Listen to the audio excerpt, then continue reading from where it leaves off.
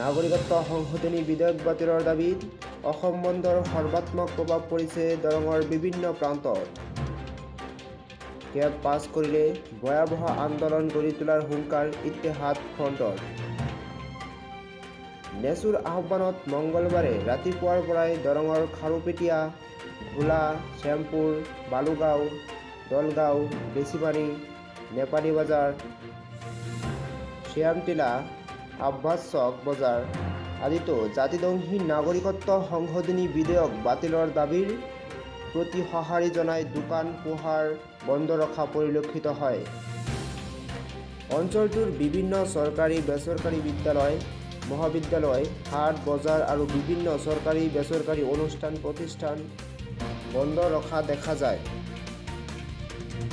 বন্ধৰ সমৰ্থনকাৰীসকলে সংবিধান বিৰোধী, অসম বিৰোধী এই জাতিদংশী নাগৰিকত্ব সংশোধনী বিধেয়ক কেতিয়াও মানি নলয় আৰু বিজেপি চৰকাৰে জবৰদস্তি এই বিল পাছ কৰিলে ব্ৰহ্মপুত্ৰত দলিয়াই পেলাব বুলি উল্লেখ কৰে। এই বিল বাতিল নকৰিলে ইয়াতকৈও ভয়াৱহ আন্দোলন গঢ়ি তুলিব বুলি বন্ধৰ সমৰ্থকসকলে চৰকাৰক হুংকাৰ দিয়ে। আনহাতে এই বিলখন পাছ হ'লে সমগ্ৰ অসমতে এক ভয়াৱহ আন্দোলন গঢ়ি তোলাৰ হুংকাৰ দৰং জিলা ইত্তেহাদ ফ্ৰণ্টৰ সাধাৰণ সম্পাদক শফিকুল ইছলামৰ। ভোলাৰ পৰা ফাৰুক আব্দুল্লাৰ ৰিপোৰ্ট, এনি টাইমছ।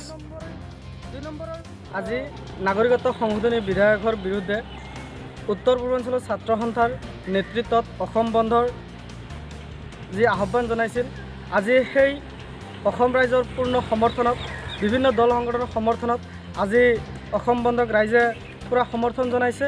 আৰু ইয়াৰ বিৰুদ্ধে আমি গম পাইছোঁ যে অসমবাসীয়ে নাগৰিকত্ব সংশোধনী বিধেয়কৰ পূৰ্ণ বিৰোধিতা কৰিছে। সেয়ে আমি বিজেপি চৰকাৰক, ফেচিবাদী চৰকাৰক স্পষ্টকৈ ক'ব খুজিছোঁ যে অতি শীঘ্ৰে নাগৰিকত্ব সংশোধনী বিধেয়কখন বাতিল কৰক, অন্যথাই অসম বন্ধ বুলি নহয় আৰু ভয়ানক পৰিস্থিতিৰ সৃষ্টি হ'ব।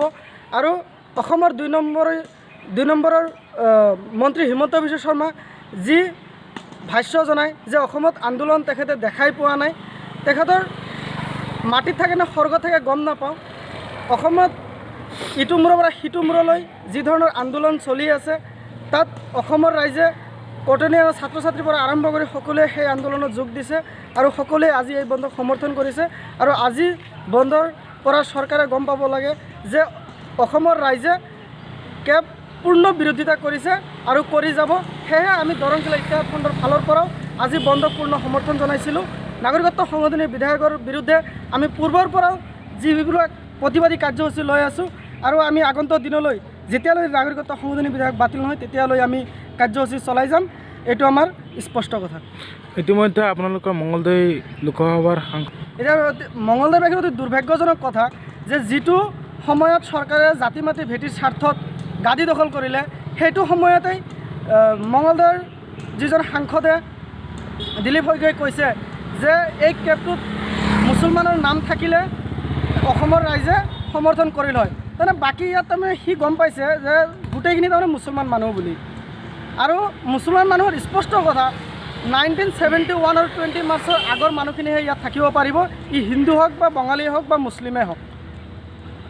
সেয়ে আমি দিলীপ শইকীয়াক স্পষ্টকৈ ক'ব খুজিছোঁ যে তেখেতৰ যি ভাষ্য, এনেকুৱা ভাষ্য যাতে দ্বিতীয়বাৰ নিদিয়ে, অন্যথাই তেখেতৰ বিৰুদ্ধেও আমি ব্যৱস্থা গ্ৰহণ কৰিম। আজি যি অসম তথা গোটেই নৰ্থ ইষ্ট বন্ধ হৈছে, এইটো বন্ধ বুলি নহয়, একচুৱেলি এইটো কেন্দ্ৰীয় চৰকাৰ, অসম চৰকাৰক আমাৰ সাধাৰণ জনসাধাৰণে এইটো জনাব বিচাৰিছে যে আপোনালোকে ৰাইজৰ বিপক্ষে গৈ যি সিদ্ধান্ত ল'ব গৈ আছে, এই সিদ্ধান্তত ৰাইজে কেতিয়াও ছাপোৰ্ট নকৰে।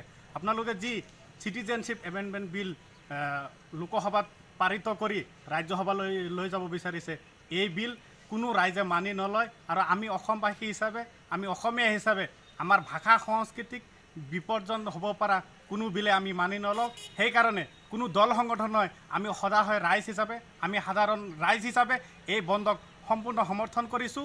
যেতিয়ালৈকে এই চিটিজেনশ্বিপ এমেণ্ডমেণ্ট বিল বাতিল নহ'ব তেতিয়ালৈকে অকল বন্ধই নহয়, বিভিন্ন ধৰণৰ বিক্ষোভ কাৰ্যসূচী আমাৰ অনাগত দিনত চলি থাকিব। চৰকাৰক আমি ইয়াৰ পৰা সকীয়াই দিব বিচাৰিছোঁ যে আপোনালোকে এনেকুৱা সিদ্ধান্ত নল'ব, আপোনালোকে আমাৰ ওপৰত জোৰ জুলুম কৰি এই বিল জাপি দিলেই নহ'ব। প্ৰয়োজন হ'লে এই বিল আমি সকলো ৰাইজে এক হৈ ব্ৰহ্মপুত্ৰ নদীত পেলাই দিবৰ কাৰণে আমি